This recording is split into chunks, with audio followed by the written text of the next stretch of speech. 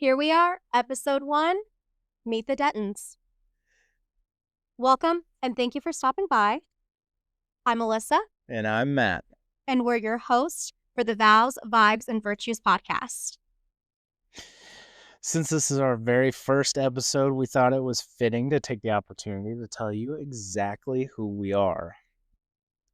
Why Well, don't you tell us? We've been together for 12 years now. 12 years, married for almost 10. We have 2 kids, Wade and Lana. They are twins. And we're getting ready to start kindergarten, which is very, Scary, very scary, to say the least. but also exciting. It I think they're is. ready to get out there, and it'll be good for them to get some new experiences, new friends, some all kinds of friends. stuff. So, And become their own people. That's what I'm excited about. yes, very much so. All right, I guess I'll start a little bit about me.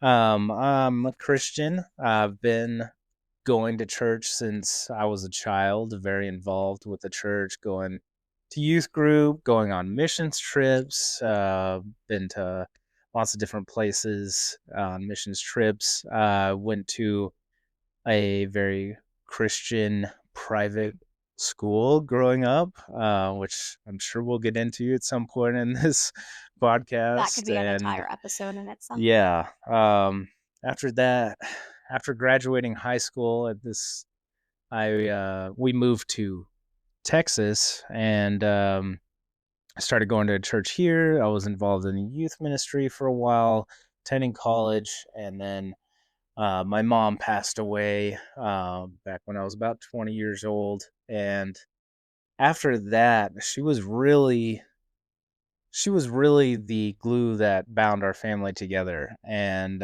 she was the rock. She made us go to church. She got us involved with all of the youth ministry and everything like that. So without her around, our family went through a difficult, rough patch, and I fell away from my walk with Christ and the church.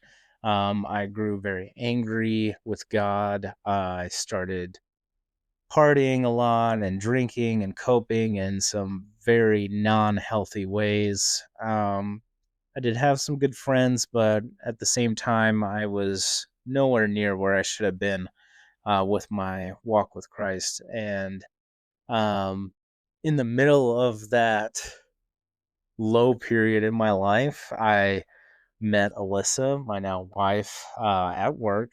And that's where Alyssa's going to talk about her life up until the point where we got together.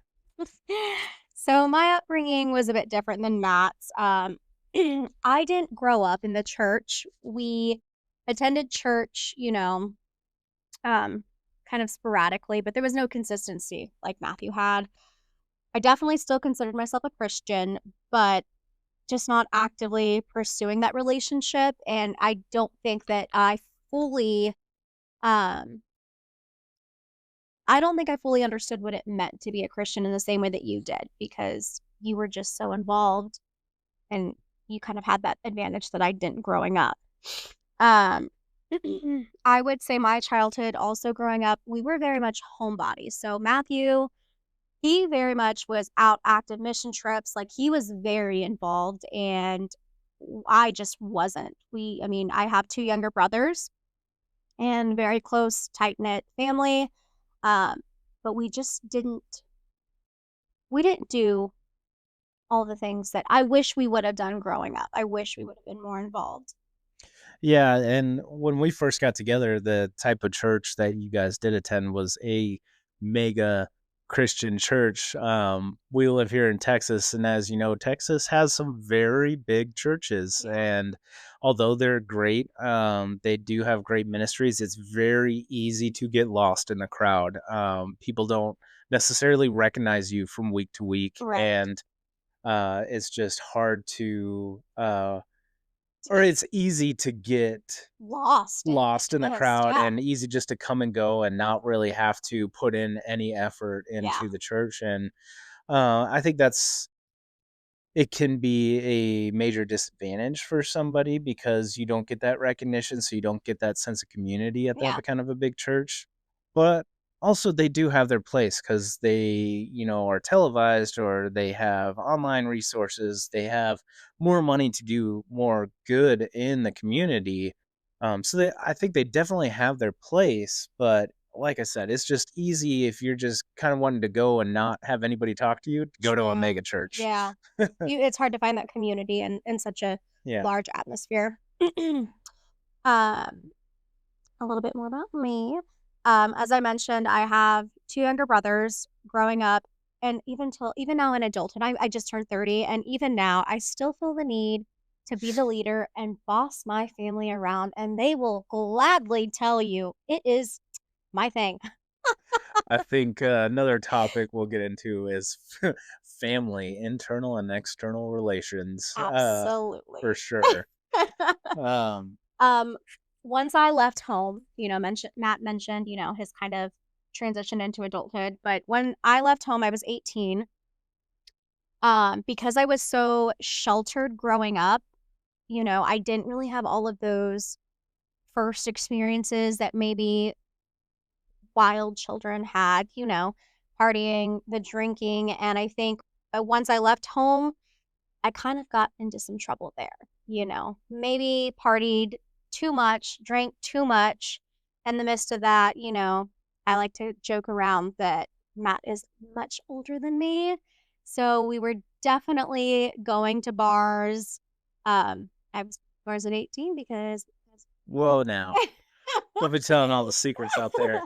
But yeah, we definitely partied a lot. I was not the best role model, although I did take her to church and stuff, and we did do some good things, we did obviously. But there was definitely a lot of drinking early on in our yeah, relationship. um, and it was a tough time for us. I mean, there were definite highs in that time Oh, when we got together, yeah. and there were some lows for sure. As a part of that lifestyle goes, and as a part of any lifestyle goes, you have highs and lows. Um, we struggled, not only financially, but also wanting to have kids after we got married. It took us several years before we were able to have kids. And in fact, we actually gave up on having kids and then a week later found out we were pregnant. That Uh, was an interesting story. yeah. And it wasn't really until this past year that we got involved with a church. And we Almost exactly a really, year ago. yeah, we really actively started pursuing our relationship with Christ on an individual level, but also as a family, getting Yeah, the kids involved and really working on that active lifestyle with Christ and putting Him at the top, and then you and I, and then the kids, and then everybody else after yeah. that. It's definitely been a major change, and it's not an overnight thing. It No. continues to be work. I like to think that we are still very much babies in this walk with Christ. Yeah, I think that we may and I think, maybe we were drinking so much, we were going through those high highs and those low lows, and the lows were low, um, because we were searching for something and we didn't really know what it was. And in all honesty, up until what the beginning of or the end of last year is when we really found like, hey, walking with Christ, growing that relationship with Jesus.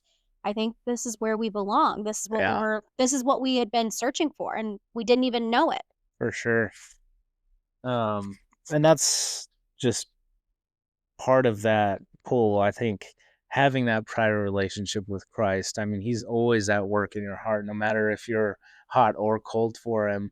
He's always there, and you can just see um, His work in our lives. And it's not we're not in control of anything, but it's about dedicating our lives to Him and working um, to be more like Him in our daily lives. And becoming disciples Yeah, of Christ disciples. and teaching our children to become disciples of Christ. It's our mission in life to make disciples of all men. So, and which that kind of leads into what our topic of today is. Evangelism and discipleship. So the Bible verse we're going to read today is going to be Matthew chapter 28, verses 19 to 20. Go therefore and make disciples of all the nations, baptizing them in the name of the Father and the Son and the Holy Spirit, teaching them to follow all that I command you, and behold, I am with you always to the end of age. So, evangelism, it's the work of sharing the truth of the gospel with others. Um, Well, I want to dive into that. yeah, So I think you have to start somewhere. right. And you and I both are starting, like I mentioned, brand new in this journey. And I think it starts with planting those roots. So you mentioned the mega churches, and I guess we should back up a bit because we've been okay. So we live here in Texas. We bought our first home, what, 4 years ago now? And we were adamant, that we wanted to find a church. We wanted to find a church home, and we dated around a lot. Like, we went to a lot of churches.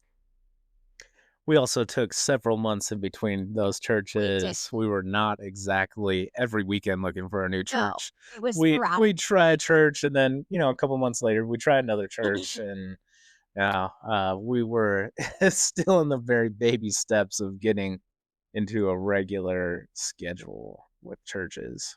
But it took time, like, to Did. date around, and, I mean, when I knew it wasn't a fit, I would voice to you, like, "This is not it. I wasn't feeling the pastor. The vibe just wasn't there," right? Yeah. So I think it first starts with planting roots and finding your home base. And not everyone needs to go to church, but I think having church and having that community is how you grow that relationship, how you learn to become a disciple, how you learn on how to spread the word, right? Yeah. I think um I think it is very important for us as Christians to be involved in a church because just like in anything in life, I mean, you take your work, for instance, anybody's job requires some amount of training. And over years, you require more and more training, and there's new techniques that come out, there's new information that comes out, but also you tend to forget things that you first learned because I know in my job, at least, there's different aspects to my job that don't often get used, and I might forget about it until something comes up and I need a refresher on how something Right. works. So going to church, listening to the word and listening to the pastor's talk, it sharpens your skills. It really feeds that side of you that needs that knowledge of the word, but also being in a church with like-minded individuals really allows you to foster that sense of community. And even better if you can get involved into a small group at your church, because if you can find the right small group at your church, you can find people that are in similar situations. You realize that you're not the only person going through what Life. you're going through in life. Raising kids, working, even being a single parent, being all different walks of life. A lot of churches have veterans groups and everything in between, really. So getting plugged into the right church, getting involved in a small group, all of these things can really help strengthen that walk. Well, I know we can personally attest to that. I mean, Mhm, we've been in our small group for almost a year mhm, now, and it's been a game changer, yeah. Shout out to our small group, we love you guys. Um, but they are really what centers us, and as you mentioned, finding those like-minded people and the fact that we are not alone. All of the struggles, the good, the bad, the ugly, we are not alone, and they encourage us, they push us to grow our relationship, Right. and not just us, but I mean our kids. Our kids are growing together on this walk. We're all trying to figure this out together, and nobody is an expert. And I think that's just been huge. I mean, it's been huge. We've got this new family that we didn't even know we were missing. For sure. Um, yeah, definitely a big part of getting plugged into a church is finding a new faith family. And if we go back to our topic now that we've gone into church a little bit more, Yeah. let's talk about being a evangelist as Christ calls us to be, as his literal last commandment that he tells his disciples after the resurrection is to go out and make disciples of all nations. So you think about that in today's society. What does that mean? Does that mean you have to travel to the ends of the earth to disciple other people? In my opinion, it doesn't. It doesn't necessarily mean that. Yes, it would be wonderful if you could, if you were in the position to do that. However, there are people around you in your everyday lives Your work, that your friends.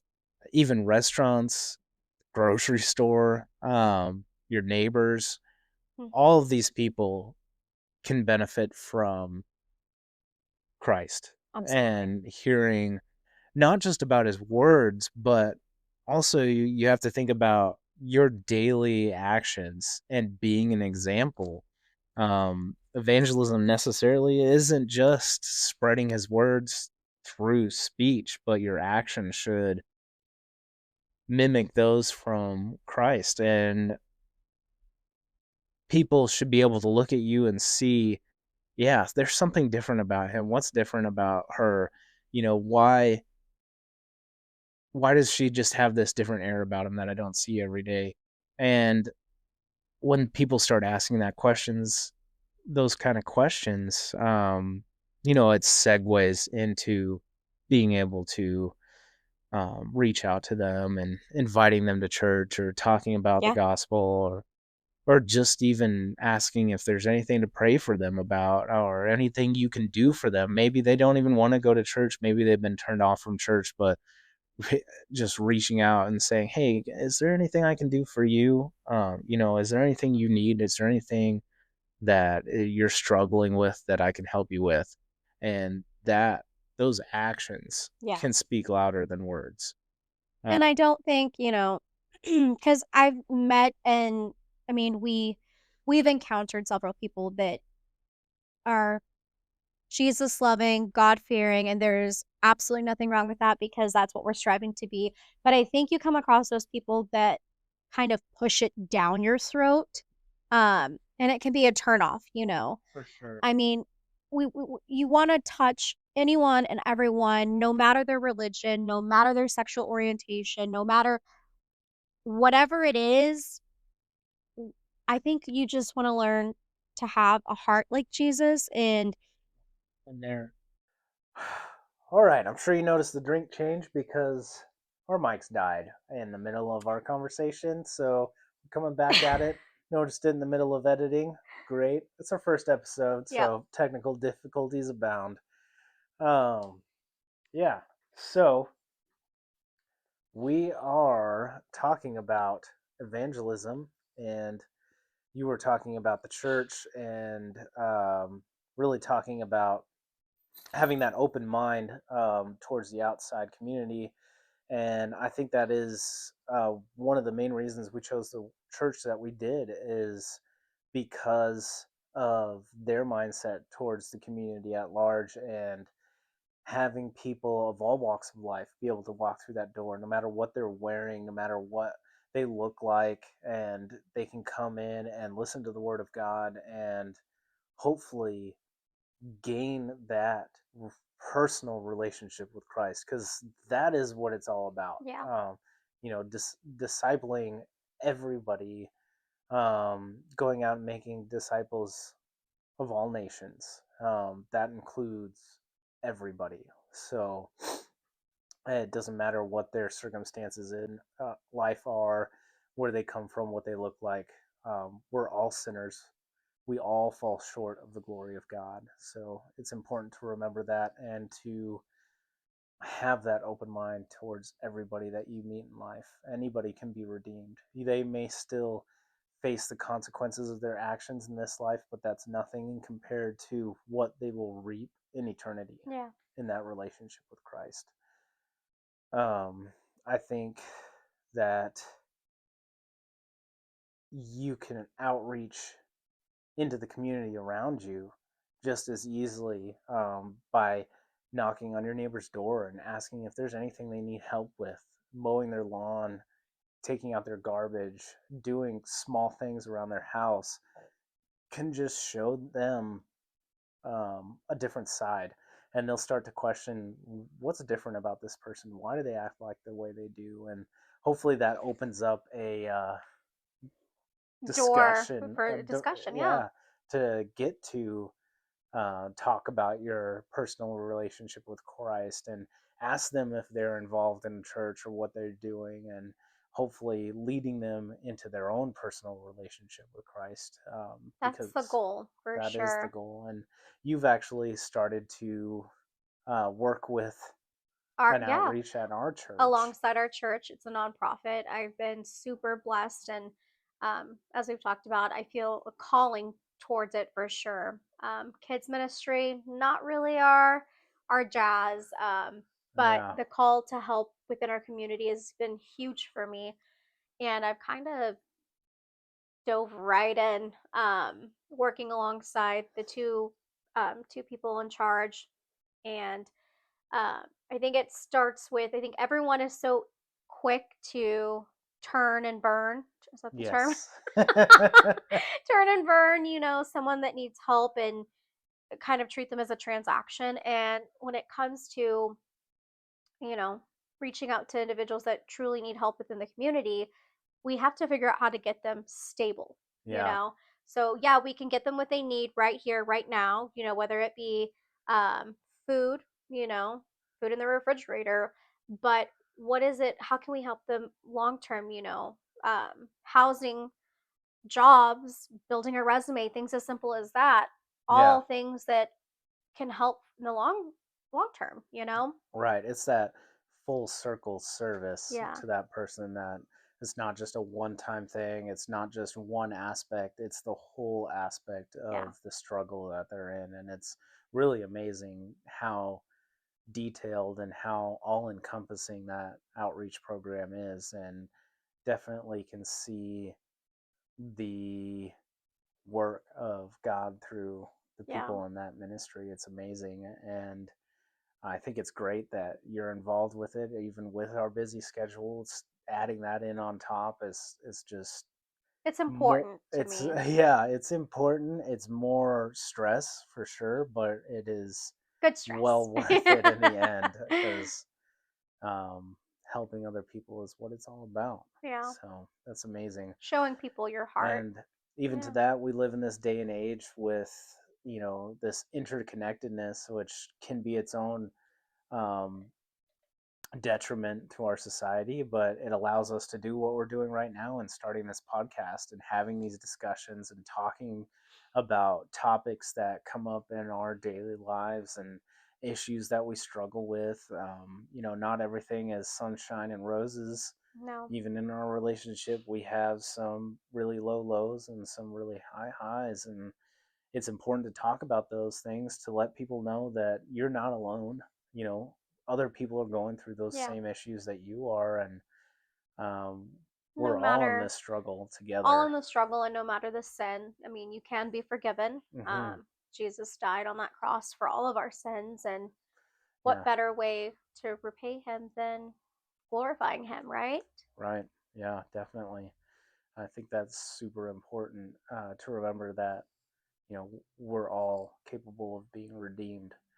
Um, and yeah, I think this opportunity that we're embarking on can hopefully reach a lot of people that need to hear it. I So, agree, and I can't wait to see what he does for us with this, and for him. Ultimately, that's what we want. Well, I think we're ready to close out our first episode. So, if you guys have anything that you would love for us to pray about, if you guys have any suggestions on future episodes, any topics that you would like Matt and I to discuss, we'd love to hear from you guys. The best way to get a hold of us is going to be through our email address, which you can find down in the show notes. And if you enjoyed today's episode at all, I hope you will consider subscribing and hitting that like button. We would really appreciate And share it with your friends. it. Yep, please share. Let us know. We'd love to hear from you guys, and you know, getting that interaction from you guys and building that community is going to help us grow and help us spread the word of Jesus. And Yeah, definitely. We'd love to hear your thoughts on our episode and anything else that you guys want to hear about. And we truly mean it when we want to pray for you yeah, guys. I believe in the power of prayer, and we've witnessed it firsthand. we've So definitely witnessed it firsthand. So doesn't matter what it is. Don't be embarrassed about it. big or small. We don't care. We're gonna pray for you, and we're gonna believe in that power of prayer. And yeah, so stay tuned. Come back next time if you enjoyed this episode. Tell them about next week's episode, babe. Next week's episode is going to be about keeping the romance alive in a relationship with kids, with work, all of that stuff in between. It's still important to work on that romantic side of the relationship that can easily become lost. Absolutely. The last thing you want to do is get into this routine of just this partner, roommate that you live with, and then 18 years after you have had kids, they've grown up, they've moved out, and now you're just stuck with this person you don't even know anymore. That is one of the main causes of divorce, as a matter of fact, because you no longer recognize that person that you married. So But we're going to dive we're into going to that dive next into all week. of that next week. It's not just about having sex, guys. There's more to it than that. Relationship is work. So Absolutely. stay tuned. Come back, like, subscribe, share. And Well, we'll see you next week. thank you guys for coming.